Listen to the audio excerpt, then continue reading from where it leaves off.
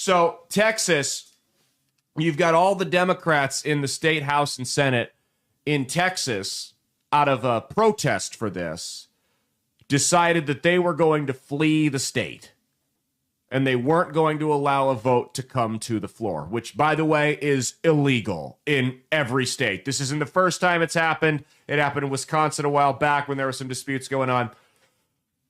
And they fled, ironically enough, to Illinois, which is the most gerrymandered state in the country. But like I said, rules for thee, not for me, just so happens to benefit the Democrats.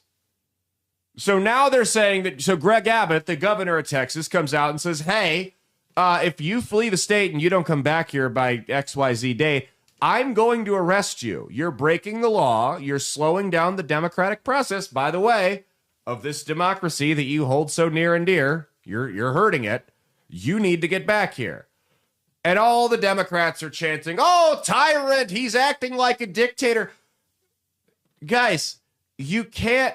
No, Martin Luther King Jr. said you have a moral obligation to break a law that you truly believe is unjust, but at the same time, you have to be willing to accept whatever that punishment is.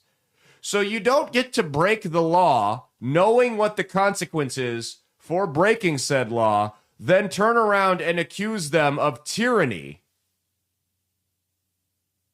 when you get the consequence that you knew was coming the whole time.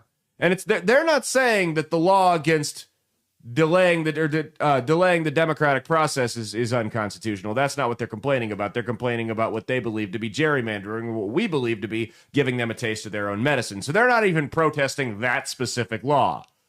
This would be like if they passed a law that said, I don't know, what's a good example here? If I didn't like stoplights, if I thought that stoplights were unconstitutional, so I hopped on the interstate and I drove 100 miles an hour out of town to protest stoplights, and I got pulled over and I went, how dare you ticket me?